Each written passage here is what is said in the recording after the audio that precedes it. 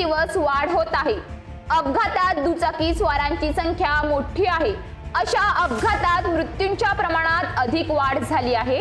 Police वाहतूक नियंत्रण शाखेने करडी नजर ठेवून विना हेल्मेट, ट्रिपल सीट, अतिवेगात वाहने चालवणाऱ्या आणि मद्यधुंद अवस्थेत वाहन चालवणाऱ्यांवर कायदेशीर कारवाई केली पाहिजे। वाहतूक शाखा असं न करता फक्त दिखाव्यापुरती कारवाई करते असेच एकंदरीत दिसते। म्हणजेच वाहतूक शाखेच्या आशीर्वादाने आताची तरुण पिढी कोणतेही वाहतुकीचे नियम न पाळता वाहने चालवत असतात, त्यामुळेच अपघातांमध्ये दिवसेंदिवस वाढ होत आहे। पालघर जिल्ह्यात नोव्हेंबर महिन्यात 15 दुचाकी स्वारांसह 15 अन्य दुर्घटनांमध्ये सुमारे 20 जणांचा मृत्यू झाला आहे, तर 25 जण जखमी झाले आहेत।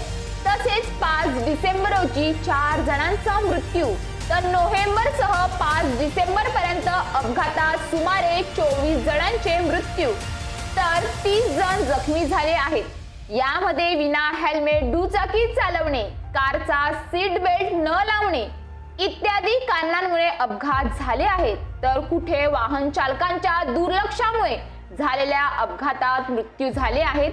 तसेच वाढते रस्ते अपघातांचे प्रमुख कारण दुरवस्था झालेले रस्ते आहेत। अक्षरशः रस्त्यांची दुरवस्था झालेली आपल्याला पाहायला मिळते। रस्त्यांमुळेच अनेक अपघात होत आहेत।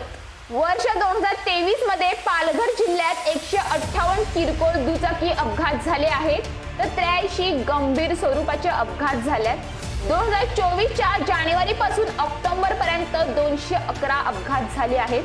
गेल्या 10 महिन्यात वाहतूक विभागाने सुमारे 1255 वाहन चालकांवर कारवाई केली असून 6,70,500 रुपयांच्या दंडाची आकारणी केली आहे। आताचे सर्वाधिक अपघात होतात ते तरुण पिढीचेच होतात। अपघातांच्या कारणांमध्ये नागरी वस्तींमधील तणावग्रस्त जीवन पद्धती, अतिवेग आणि दुरवस्था झालेले रस्ते आहेत। अपघातांमध्ये मृत्युमुखी पडणाऱ्यांमध्ये 20 ते 30 वयाच्या तरुणांची संख्या मोठी आहे।